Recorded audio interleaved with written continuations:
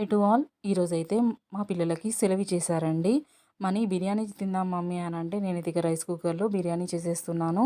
ముందుగా రైస్ కుక్కర్‌లో బిర్యానీ మసాలా, మనం కట్ చేసుకున్నటువంటి వెజిటబుల్ ముక్కలు, పచ్చిమిరపకాయలు, ఉల్లిగడ్డలు, అల్లం వెల్లుల్లి పేస్ట్ వేసి ఉప్పు, కారము, ధనియాల పొడి, గరం మసాలా, జీలకర్ర పొడి, బిర్యానీ మసాలా వేసి ఒకసారి బాగా కలుపుకోండి.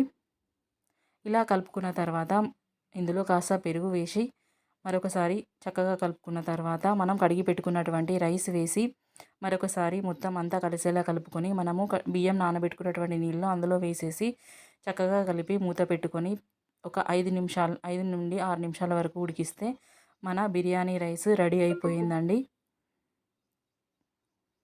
రైస్ కుక్కర్లో వేసినా ఎంత పొడి పొడిగా వచ్చిందో మా బిర్యానీ అయితే రెడీ అయిపోయిందండి. ఈరోజు మీరేం స్పెషల్ తిన్నారో మాతో కామెంట్ బాక్స్లో షేర్ చేసుకోండి. ఒక మంచి వీడియోతో మళ్ళీ కలుసుకుందాం.